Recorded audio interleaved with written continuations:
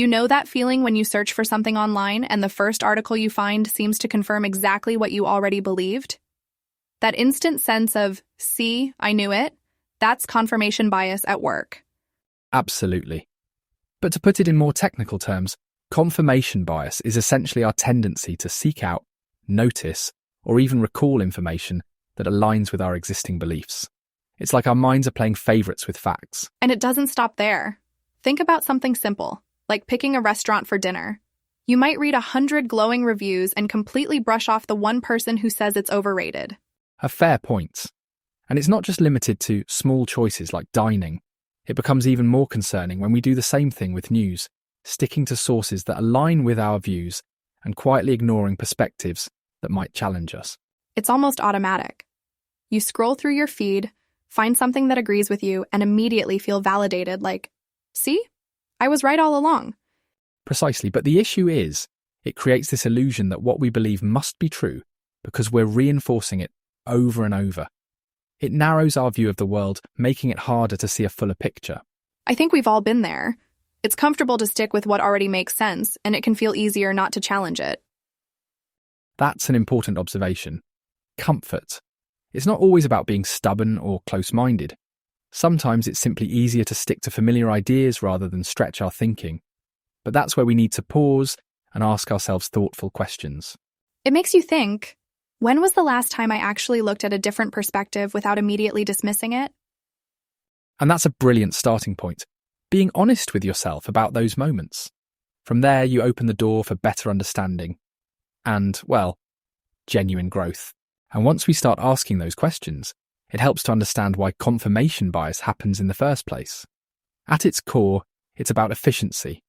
Our brains are wired to conserve energy, so we tend to rely on mental shortcuts, which psychologists often refer to as cognitive heuristics. Right?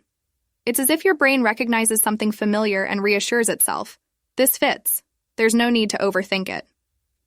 Exactly, it's like, rather than re-examining every single bit of new information, our brains naturally favour what feels familiar and affirming. It's a survival mechanism of sorts, but in today's complex world, it can backfire. And emotions play a significant role here too, don't they? Once you've invested in something, it's hard to face the possibility that you might have been wrong, and that can sting. Precisely. Emotional comfort plays a major role. Holding on to familiar beliefs shields us from the discomfort of uncertainty or challenging our ego. Take, for example, a project team. Have you ever seen a group ignore critical feedback just because they were so personally invested in their idea? Exactly. Like when someone points out, this might not work, but the group responds, we've already put in so much effort, we're sticking with it no matter what. That's a perfect example. Emotional investment can cloud judgment, even when the signs are right there, and it happens to everyone. No one's immune. It's understandable. It's easier to avoid anything that challenges what you already believe.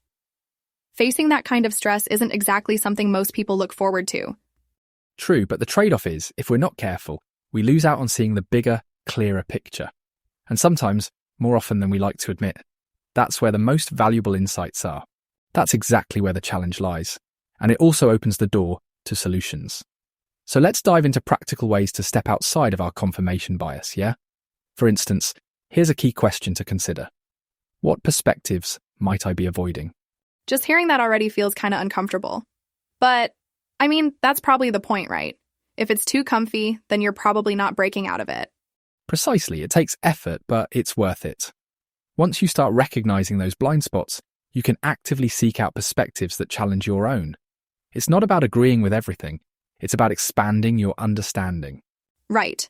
So instead of only following your favorite influencers or relying on the same trusted news source, you intentionally ask, what's the other side saying? Even doing that once in a while can make a difference. Exactly. Think of it as exercising curiosity. And history is full of examples of people who've done this.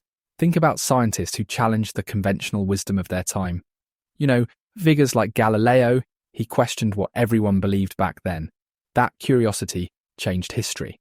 Or think about activists who stood up and challenged the system, even when the world insisted, this is just how it is. Real change didn't happen by accident. It started with someone brave enough to ask, is this really the whole picture? And that openness to challenge the norm, that's where real growth happens. It's not meant to be easy, but the benefits of seeing a bigger, clearer picture far outweigh the discomfort of stepping out of your comfort zone. Yeah, even if it's just one step at a time, right? Asking questions, staying curious, and being open to the idea that, hey, I might not know everything. That's kind of freeing when you think about it.